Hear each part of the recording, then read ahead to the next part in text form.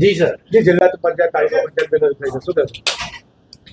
નડિયાદની અંદર નડિયાદ મહાનગરપાલિકા, વડતાલ જિલ્લા પંચાયત અને 2 તાલુકા પંચાયતો એ બિનહરીફ થઈ છે.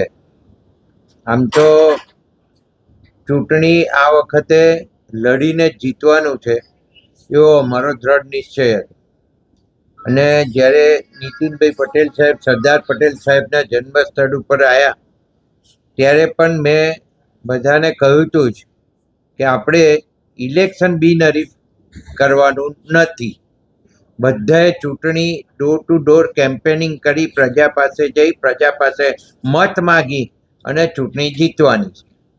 એટલે અમારો કોઈ પ્રયત્ન આ બિનહરીફ કરવા માટેનો હતો નહીં. છતાંય આ 3 બેઠકો મહાનગરપાલિકાની બિનહરીફ થઈ છે. અને વડતાલની સીટ એ લોકોએ ગામવાળાએ બધાએ નક્કી કરી, 3 ગામ ભેગા થઈ અને બિનહરીફ કરી છે. એટલે આ રીતના એવી જ રીતના 2 તાલુકા પંચાયતો બિનહરીફ કરી છે. તો આ અત્યારે જે અમારી સ્ટ્રેટેજી છે એ મુજબ અમારે ઇલેક્શન લડવું છે અને ઇલેક્શન લડીને જીતવું. કોંગ્રેસના આક્ષેપ છે કે 30 લાખ 40 લાખ રૂપિયા 60 લાખ રૂપિયા ઉમેદવારી પાસે ખેંચાઈ ગયું. મારો આક્ષેપ છે કોણે વેચ્યા, આ લોકોને કોણે વેચ્યા એ મને જવાબ આપે.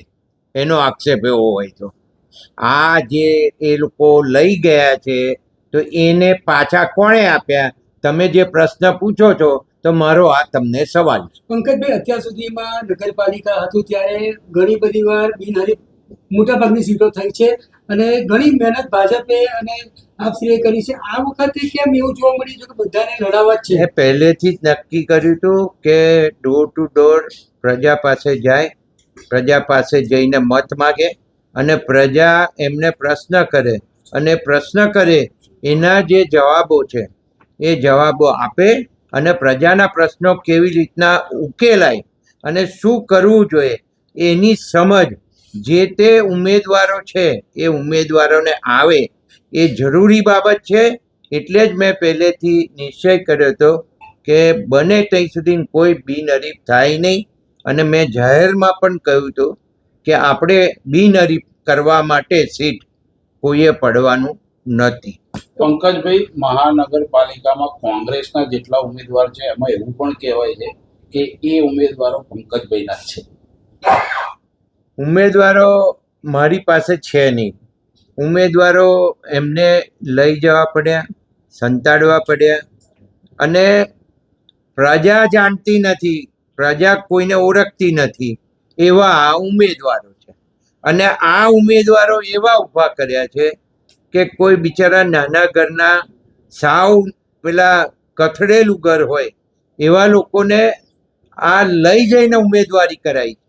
એમ મને એવી ખબર પડી છે કે એના ઘરના લોકોએ એટલી બધી વિનંતી કરી છે આ શહેર કોંગ્રેસ પ્રમુખને કે ભાઈ અમારા જેમને તમે ઉમેદવારી કરાવી છે એને અમને પાછા સોંપી દો, છતાં એ લોકોએ સોંપ્યા નથી. એવું પણ મારી જાણમાં છે. પંકજભાઈ, કેટલી સીટ આવશે મહાનગરપાલિકામાં? આજે ફોર્મ બધા ભરાઈ ગયા છે અને હું અત્યારે એનું અવલોકન કરવા બેસીશ અને પછી મારી સ્ટ્રેટેજી નક્કી થશે. અને ભારતીય જનતા પાર્ટીની સ્ટ્રેટેજી તો છે જ. અને ભારતીય જનતા પાર્ટીના અમારા પ્રધાનમંત્રી નરેન્દ્ર મોદીથી માંડી, અમિતભાઈ શાહ સાહેબથી માંડી અને અમારા સીએમ ભૂપેન્દ્રભાઈ પટેલ અને પ્રદેશ અધ્યક્ષ જગદીશભાઈ અને જિલ્લા પ્રમુખ નૈનાબેન અને સમગ્ર પાર્ટીના કાર્યકર્તાઓ એ જે સાથે લાગી અને અમે રિઝલ્ટ લાવવાના છીએ એની અંદર હું અત્યારે એવું માનું છું કે લગભગ 46 કે 48 સીટ 100% આવશે.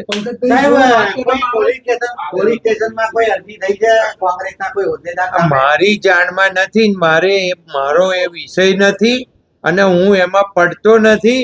એટલે જ મેં પહેલેથી કહેલું કે મારે કોઈ બિનહરીફમાં પડવું નથી અને હું ક્યાંય નીકળ્યો નથી અને હું ક્યાંય એના માટે જવાનો નથી, આવું સ્પષ્ટતાથી મેં કહ્યું. પંકજભાઈ, 30 વર્ષમાં પહેલી વખત કોંગ્રેસે 50 ઉમેદવારોને મેન્ડેટ આપ્યા છે. આપની આ કાર્યકાળ દરમિયાન આ પહેલી વખત થયું છે. 50 ઉમેદવારો આપ્યા હોય તો 50 ઉમેદવારને એમને સંતાડી રાખવાની શું જરૂર પડી? તો એ લોકોનો આક્ષેપ છે કે ભાજપ વાળા ધાક ધમકીઓ આપે છે. ભાજપ વાળા કોઈ ધાક ધમકી આપતા નથી અને કોઈએ ધાક ધમકી આપી નથી, પણ એમને એ એસ્ટાબ્લિશ કરવું છે. અને જુઠ્ઠું બોલવું, જોરથી બોલવું આ અહીંના શહેર કોંગ્રેસ પ્રમુખનો વિષય છે અને એને વારંવાર આ વિષય કર્યો છે. ઓકે.